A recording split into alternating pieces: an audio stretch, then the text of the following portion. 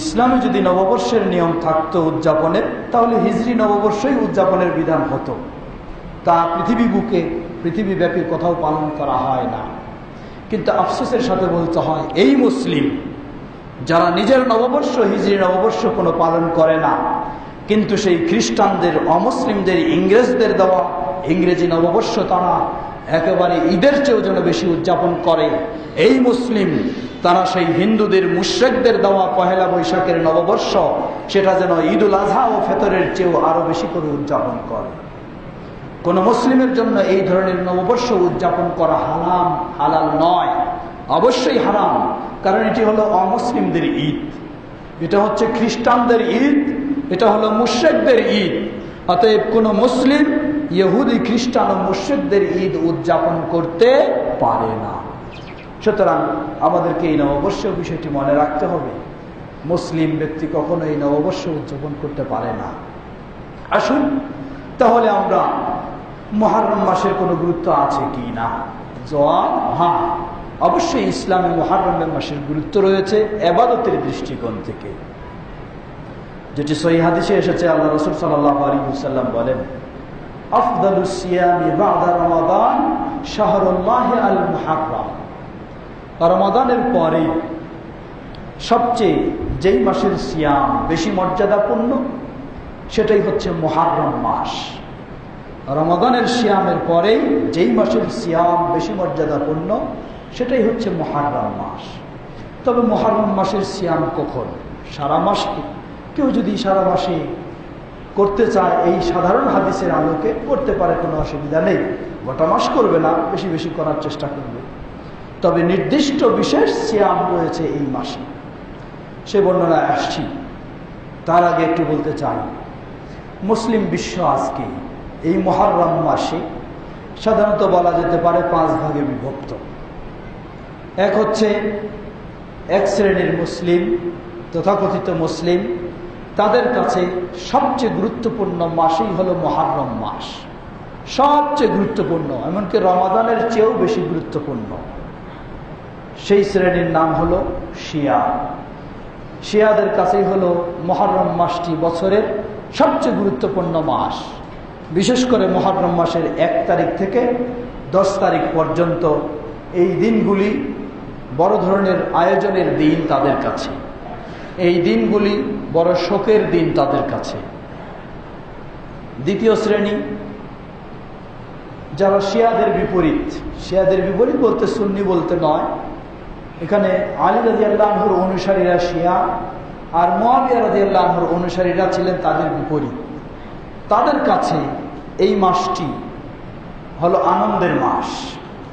কেন? যেহেতু শিয়াদের কাছে এই মাসটি শোকের মাস, তারা শিয়াদের বিপরীত, তাই তাদের কাছে হলো এই মাসটি আনন্দের মাস।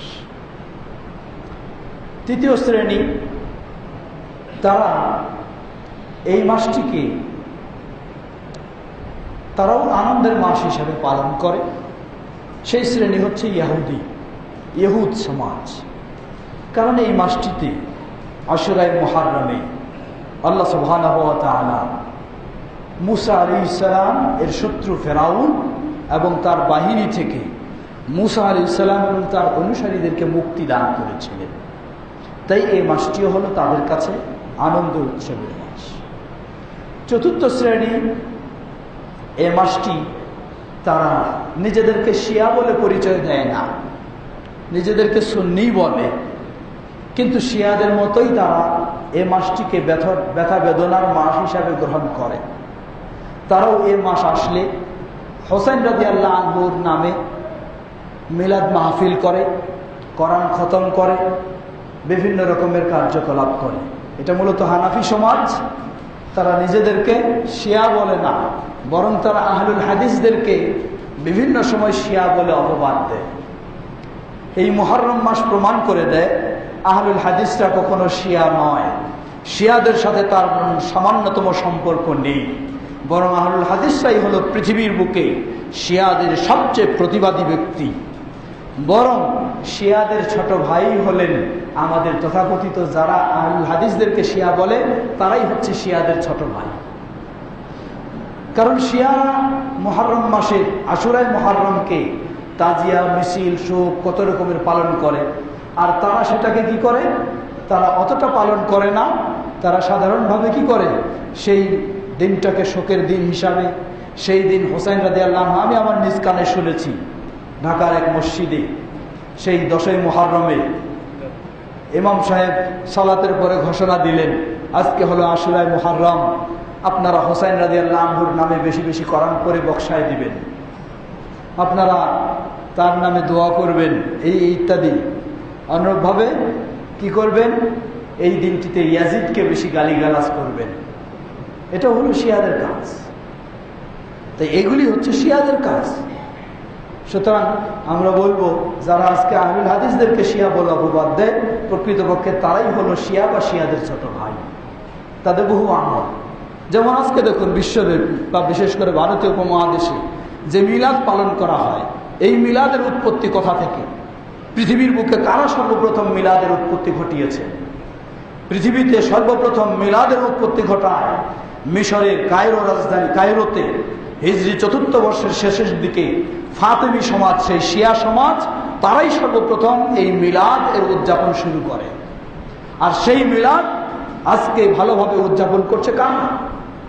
যেই সমাজ, তাহলে এরাই হচ্ছে শিয়াদের উত্তরসূরি, এরাই শিয়াদের ছোট ভাই। আর তারা আজকে অপবাদ দেয় অনেক সময়, কোথাও আহলুল হাদিস মসজিদ হলে বলে যে এটা শিয়া মসজিদ। এটি সম্পূর্ণ তাদের মিথ্যা অপবাদ, নিজেরাই শিয়াদের অনুসরণ করে চলে।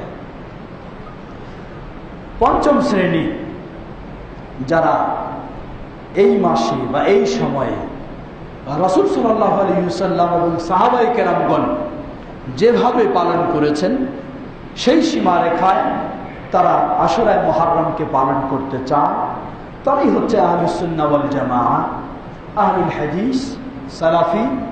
তারাই বলবো আমরা হকপন্থী। আমরা যেন সেই শ্রেণীর অন্তর্ভুক্তই হতে পারি যারা এই মুহররম মাসকে শিয়াদের মতও নয়, ইহুদিদের মতও নয়, বেদাতীদের মতও নয়, রাসূল সাল্লাল্লাহু আলাইহি ওয়াসাল্লাম, খোলাফা রাশিদিন, সাহাবীদের সুন্নাহ অনুসরণ করেই আশুরায়ে মুহররমকে পালন করতে পারে। আমরা যেন তাদের মধ্যেই অন্তর্ভুক্ত হতে পারি। আল্লাহ আমাদের সকলকে সে তৌফিক দান করুন। আমিন। ওয়া আখিরু দাওয়ানা আলহামদুলিল্লাহি রাব্বিল আলামিন।